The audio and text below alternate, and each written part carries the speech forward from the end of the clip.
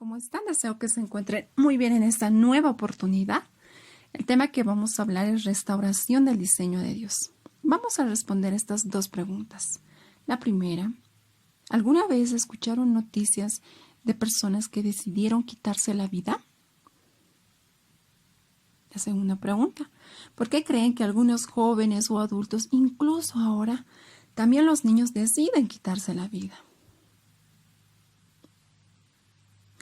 Veamos que por la pandemia muchas personas han perdido su trabajo, sus ahorros, su salud ha sido deteriorada e incluso algunos han perdido a alguien de su familia. Y hay temor, angustia y estrés, ¿no?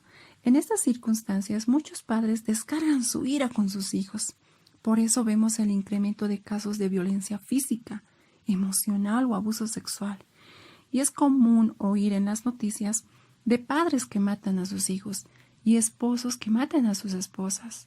Este tipo de situaciones no solo deja heridas físicas en el cuerpo, sino también heridas profundas en el alma. Heridas que no vemos, ¿no? Pero que dejan una sensación de que nada será igual, que no vale la pena vivir, que ya todo se acabó y nada es lo mismo. Lamentablemente somos controlados por una creencia equivocada, la cual es: la vida ya no tiene sentido, no hay futuro. ¿Pensará Dios de la misma manera? Leamos Isaías capítulo 53 y respondamos la siguiente pregunta. ¿De quién está hablando el profeta Isaías? Los primeros 2 capítulos de Génesis nos dicen que Dios creó todo perfecto, libre de pecado y de maldad. El hombre disfrutaba de una relación cercana, directa y perfecta con su Creador. Pero en el capítulo 3 cambia esta historia. El hombre decide desobedecer a Dios, quien lo formó y le dio vida. Esto produjo la separación entre Dios y el hombre, y a partir de ese momento entró en el mundo el pecado, la enfermedad, la injusticia, la maldición y la muerte. Pero Dios, por amor, quiso reconciliar al hombre con él y llevó a cabo su plan de salvación. Seguro que nunca sabremos o imaginaremos cuánto le costó esto a Dios. El profeta Isaías está hablando de ello y dice que cuando pensaban que Jesús tenía que venir como rey, vino como siervo. En efecto, Jesús nació en un pequeño pueblo y su nacimiento fue humilde. Se hizo pecador por nosotros, porque la paga del pecado es muerte. Fue despreciado y rechazado como un hombre mezquino, abandonado y aborrecido como un hombre malo. Era un hombre con el que algunos se avergonzaban de estar. Hasta el día de hoy, pocos son los que buscan que reine sobre ellos. Y nosotros muchas veces nos comportamos como si lo odiáramos o lo detestáramos. Pero Jesús vino a la tierra en forma de hombre, sufrió en nuestro lugar y gracias a sus heridas recibimos paz y somos sanados.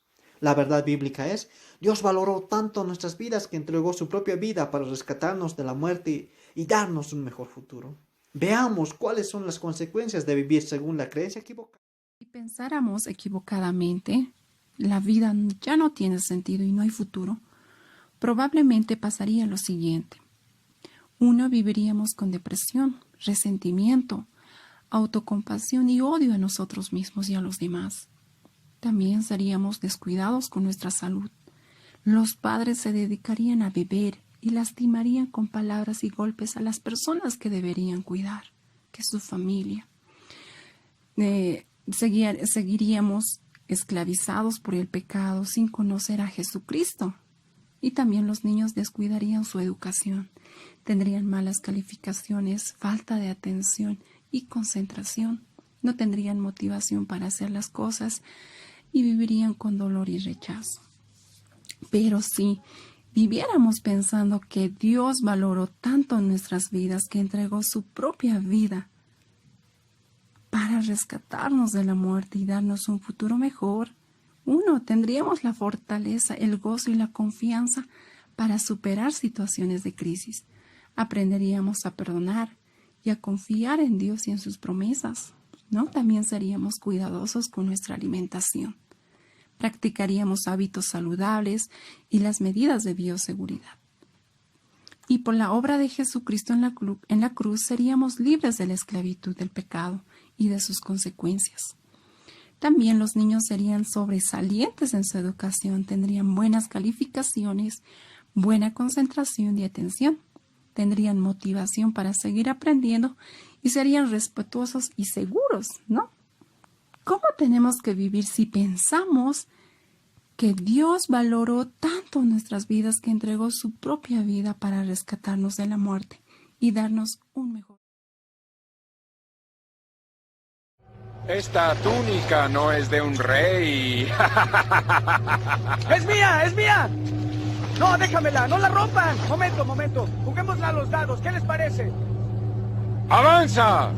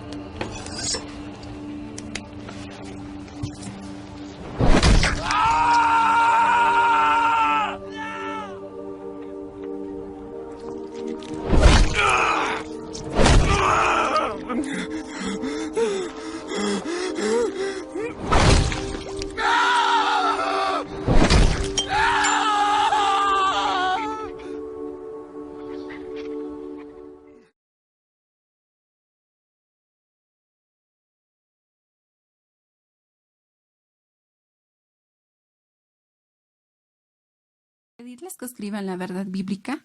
Dios valoró tanto nuestras vidas que entregó su propia vida para rescatarnos de la muerte y darnos un mejor futuro.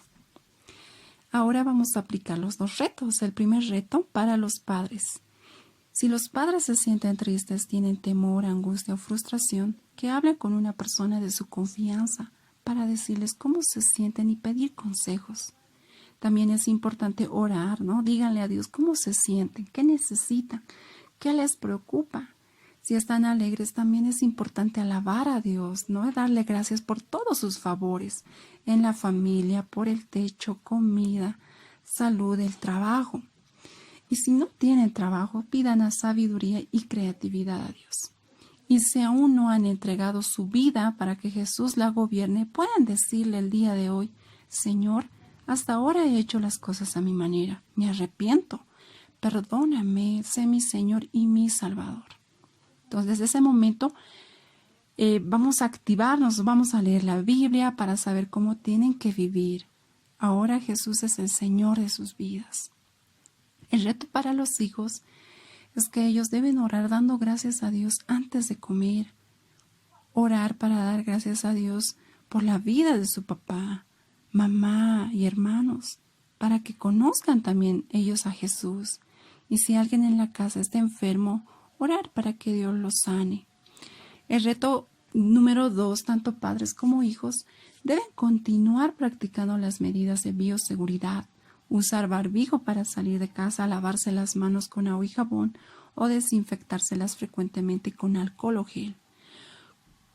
Cuando la persona o alguien de su familia tiene síntomas, por más leves que éstas sean, como fiebre, dolor de cuerpo, dolor de cabeza o falta de oxígeno, debemos informar inmediatamente al director o el pastor de la iglesia o buscar la ayuda de un médico y seguir el tratamiento y los cuidados de manera disciplinada, ¿no?